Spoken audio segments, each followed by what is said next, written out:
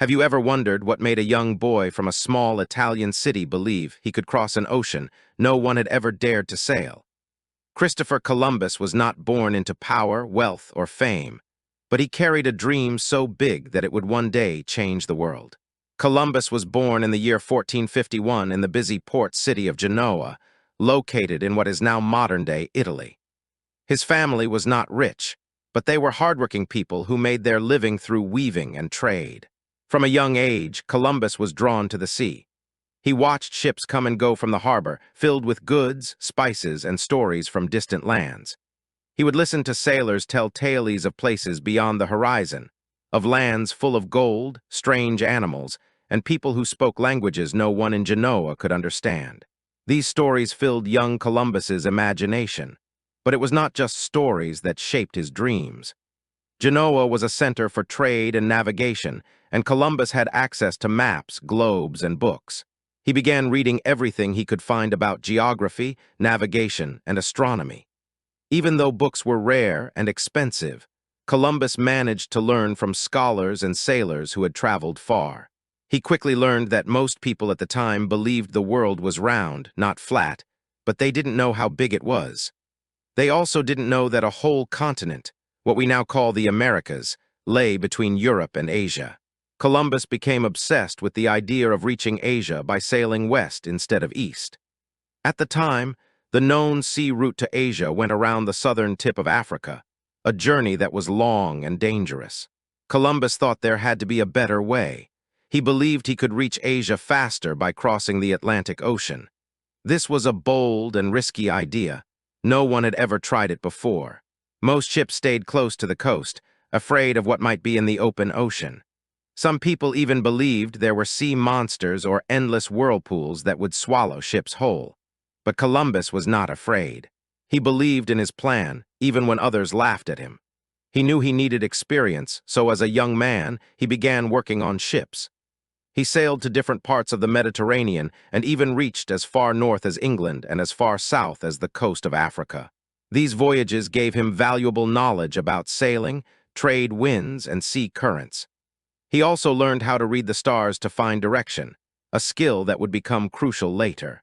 Columbus spent years preparing for his dream voyage. He studied maps, spoke with sailors, and gathered every piece of information he could about the unknown parts of the world. He also developed strong beliefs about the size of the Earth. He thought it was much smaller than it really is.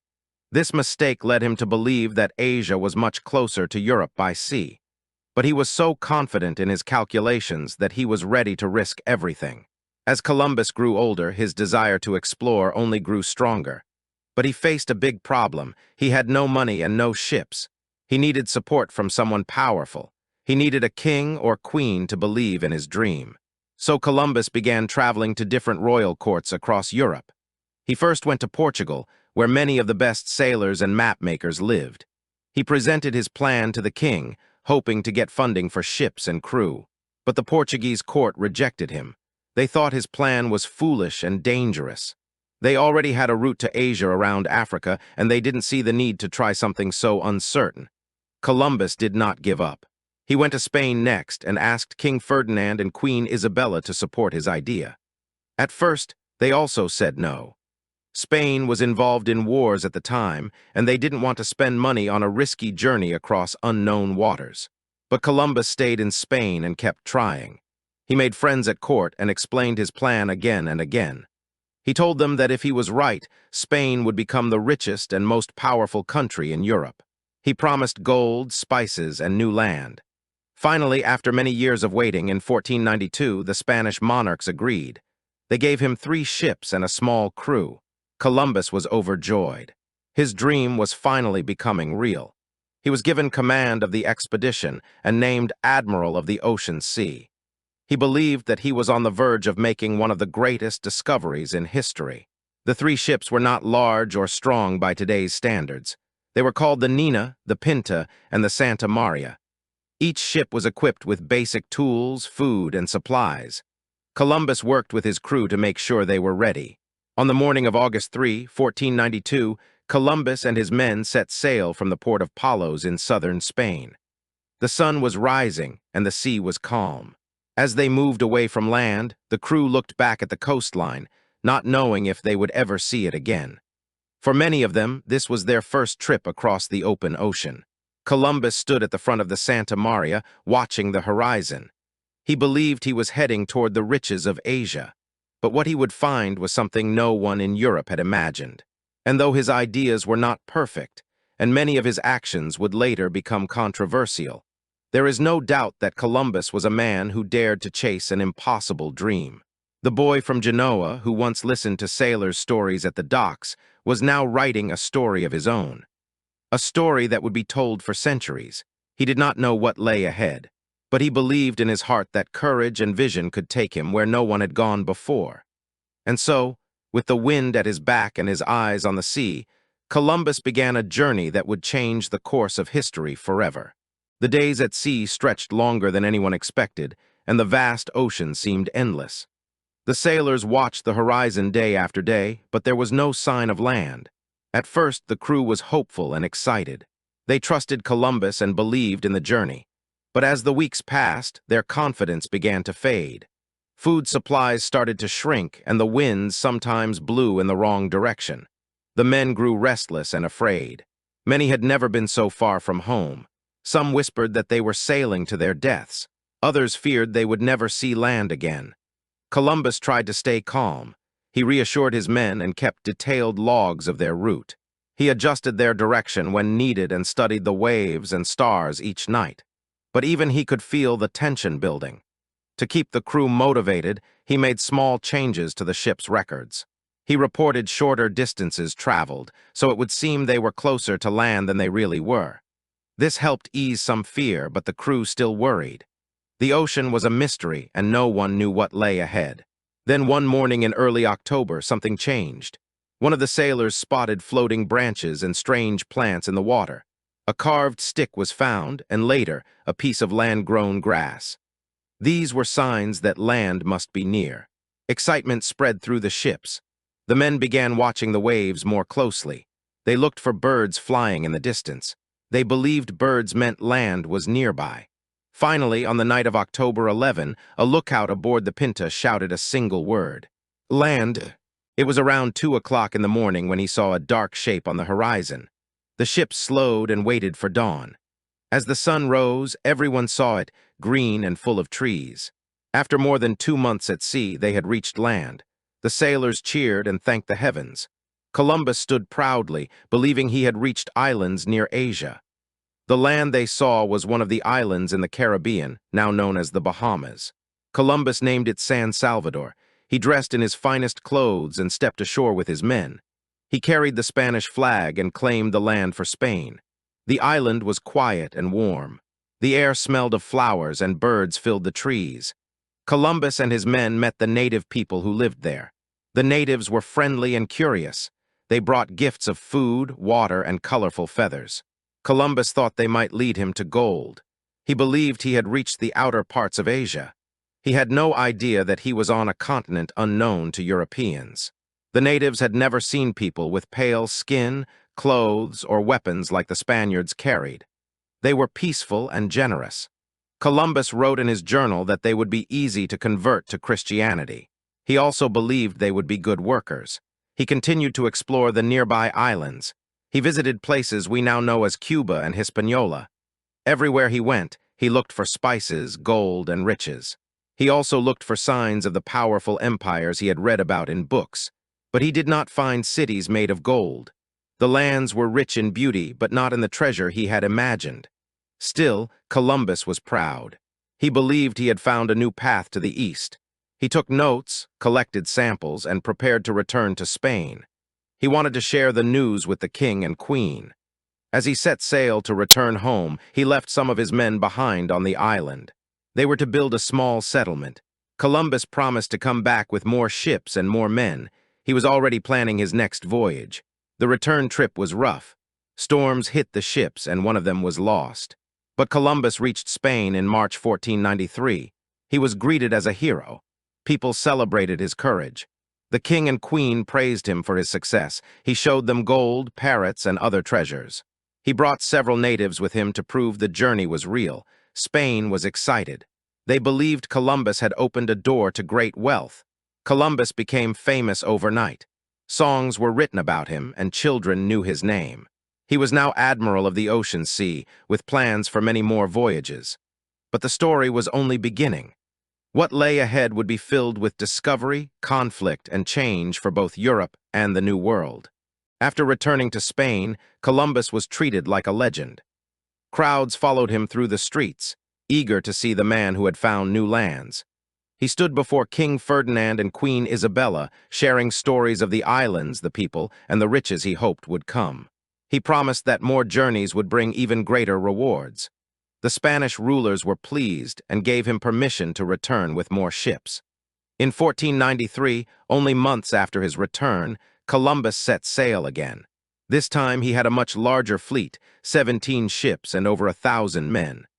The second voyage was not only about exploration. It was also about building colonies, finding gold, and spreading Spanish power. Columbus arrived back in the Caribbean and began searching for the men he had left behind on the first trip. But when he reached their camp, it was empty. The buildings were destroyed, and the men were gone. There had been fighting with the native people, and the settlement had failed. Still, Columbus decided to build a new town. He called it La Navidad, which means the Nativity in Spanish. He believed this new colony would grow into something great. But many of the new settlers were not prepared for life in a strange land. They expected gold and glory, but found hard work and hunger. Tensions quickly rose among the settlers and with the native people. Columbus tried to lead, but he was not trained to manage so many people. His focus was still on exploration. He sailed to other islands, hoping to find signs of Asia or its riches. He explored the coast of Hispaniola and parts of Cuba.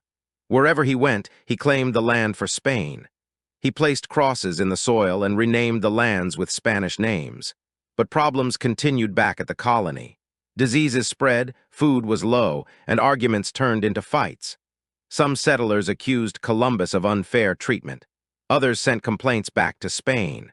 Despite the problems, Columbus returned to Spain in 1496 with more stories and some gold. He brought new plants and animals from the islands. He also brought native people to show to the Spanish court. The excitement of his first return was not as strong this time. Some began to question his leadership. But the king and queen allowed him to prepare for a third voyage. They still hoped he would find a quicker route to Asia. In 1498, Columbus left again, this time exploring farther south. He reached the northern coast of South America. There, he saw a land so big that he thought it might be part of the earthly paradise, a place from old stories where everything was perfect. He did not yet realize he had reached a new continent. He believed it might be part of Asia. Back at the colony, things had gotten worse. New leaders had been sent from Spain to check on Columbus. They found the settlement in disorder and the people unhappy. The Spanish crown began to lose trust in Columbus. In 1500, Columbus was arrested and returned to Spain in chains. It was a great fall from honor. Many were shocked to see him treated like a criminal, but the Spanish rulers decided to forgive him. They removed his title as governor but allowed him to make one final voyage. Columbus still hoped to find the passage to Asia. In 1502, he set out on his fourth and final journey. He explored the coast of Central America, facing storms, shipwrecks, and resistance from local people.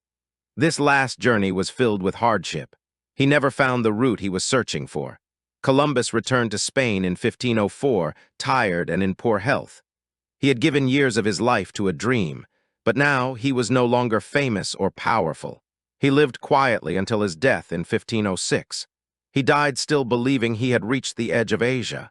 He never knew he had found lands that Europeans had not seen before. Though his journeys were filled with mistakes, struggles, and harsh choices, they opened the door to a new chapter in world history.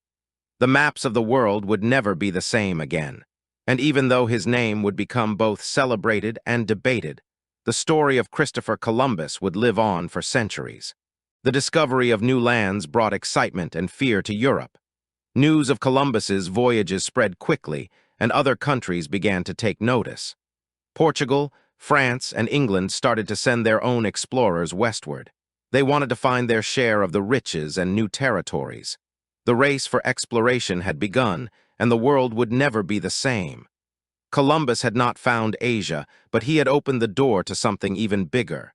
People in Europe became fascinated by the idea of a new world. Artists painted what they imagined the new lands looked like. Writers described strange animals and plants, even when they had never seen them. Merchants began to dream of new goods they could sell. But the voyages also brought conflict and tragedy. As more Europeans arrived in the Americas, the native peoples were pushed from their lands. Many were forced to work in mines or on farms. Others died from diseases that the Europeans brought with them. These diseases spread quickly, and the native populations had no protection against them. Entire communities disappeared in just a few years. Columbus had not planned for this. He had believed he was bringing civilization and Christianity to new lands. But the results were far more painful than he had imagined. The meeting of two worlds brought great change, but also great suffering. As Spain built more colonies, they grew richer and more powerful. Ships full of gold and silver crossed the ocean back to Europe, but with wealth came cruelty. Some Spanish leaders treated the native people with harshness and greed.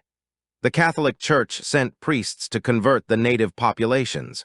Some tried to protect the people, while others joined in the oppression. The image of Columbus also began to change. At first, he was seen as a brave hero. But as time passed, people started to question his actions.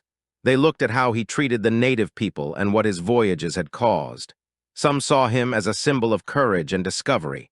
Others saw him as the beginning of a painful chapter in history.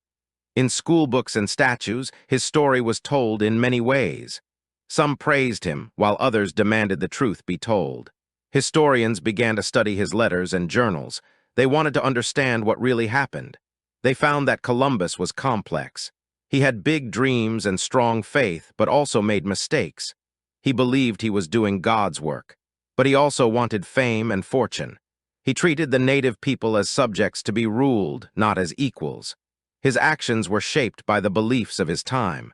Some of his writings show respect for the land and people. Others show a desire for control and power. Understanding Columbus means looking at both sides of his story. He was not only a discoverer, he was also a man of his age. The world he helped to change was filled with hope and harm, adventure and loss. And the questions he left behind are still asked today. What do we celebrate when we honor explorers? What should we remember when we study history? The story of Columbus invites us to think deeply about those questions.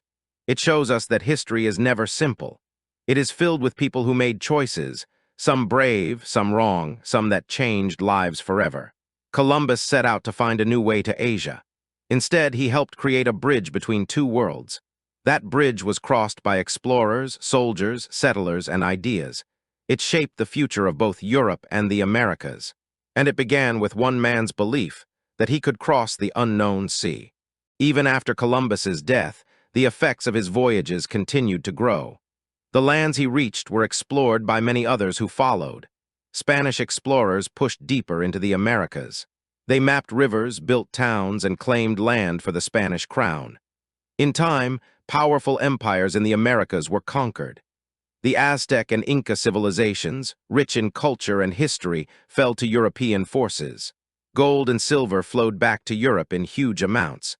Spain became one of the richest nations in the world, but this wealth came at a high cost. The native people lost their homes, their freedom, and often their lives. Other European countries saw Spain's success and wanted their share. Soon, the English, French, Dutch, and Portuguese were sailing to the New World.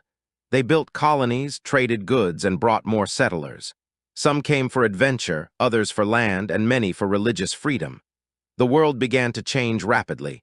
New crops and animals crossed oceans. Potatoes, tomatoes, and corn went to Europe. Horses, cattle, and wheat came to the Americas. This exchange of plants, animals, and ideas became known as the Columbian Exchange. It linked people from different parts of the world like never before. But the exchange also included darker parts. Diseases like smallpox, carried by Europeans, killed millions of native people. Slavery grew as Europeans brought Africans to the Americas to work on farms and in mines. The movement of people, both free and forced, shaped the future of many nations. Columbus did not plan these outcomes, but his voyages were the spark that lit a global fire. In Europe, Columbus was remembered as a man who made the impossible real. His name appeared in books, cities, and even countries. In the Americas, many native peoples remembered him differently. To them, he was the start of centuries of suffering. Over time, countries began to build holidays around his legacy. In the United States, Columbus Day became a national holiday in 1937. Some people used the day to honor exploration and Italian-American heritage. Others used it to speak about the pain caused by colonization. In recent years, more people have asked for change. Some places now celebrate Indigenous Peoples' Day instead. They want to recognize the lives and cultures that existed long before Columbus arrived. They want to tell the full story. This conversation continues in schools, museums, and homes. It asks us to look at history with open eyes. Columbus's journey was full of courage. It was also full of mistakes and misunderstanding. He never knew the size of his discovery. He died believing he had reached parts of Asia, but his actions connected continents. They began a new era that touched every corner of the earth. Ships crossed seas more often. Ideas spread faster. Goods traveled farther. The world Columbus lived in became the world we know today. His story is not just his own, it belongs to all of us. When we study his life, we learn about more than one man. We learn about choices, dreams, and consequences. We learn how the past shapes the future. And we understand that every journey, no matter how bold, carries a responsibility. The legacy of Christopher Columbus is one of the most debated in history. For centuries, he was seen as a brave explorer who changed the world. Children learned his name in school and memorized the year 1492. His voyages were honored with statues, poems, and national holidays. But as historians learned more, the picture became more complex. Columbus was no longer just a hero. He was a man with both great ambition and deep flaws. He was a skilled navigator who took risks others would not. He was also a leader who sometimes ruled harshly and made decisions that harmed others. To truly understand Columbus, we must look at all sides of his story. We must ask what he did, why he did it, and what happened as a result. This does not mean we erase him from history. It means we tell the full story.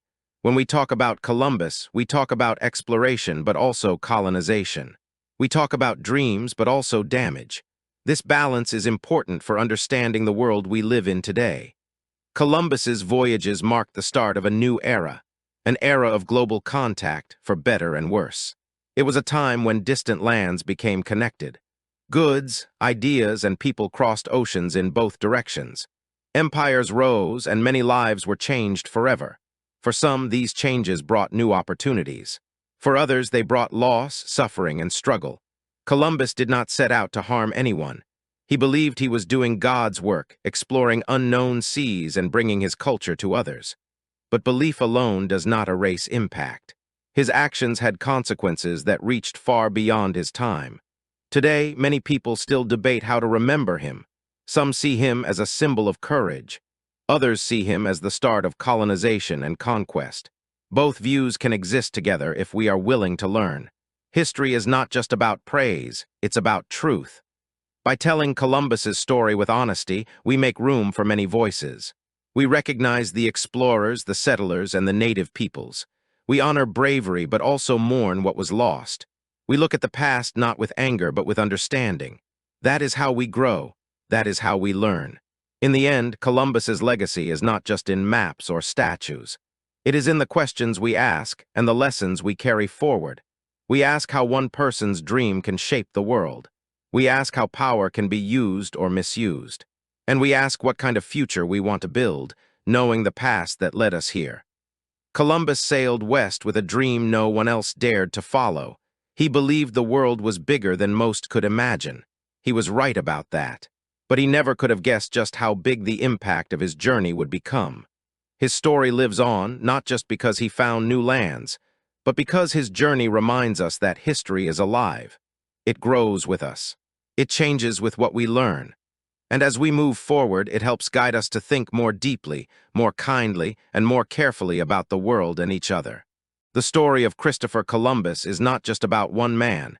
It's about the beginning of a new chapter in world history.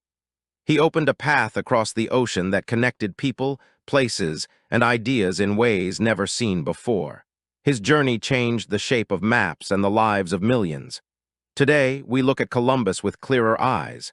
We see his courage and ambition, but we also see the mistakes and the consequences of his actions. By learning his full story, we understand more about the past and how it shaped the present. We learn that history is made of choices, and every choice leaves a mark. So whether we see Columbus as a hero, a symbol, or simply a man of his time, one thing is certain. His journey made the world bigger, more connected, and more complicated. Thank you for listening to this story. If you enjoyed it and want to explore more real-life stories told in clear and engaging English, don't forget to subscribe to the channel. Share your thoughts in the comments below. What part of Columbus's story stood out the most to you? And as always, keep learning, keep thinking, and keep discovering the world around you.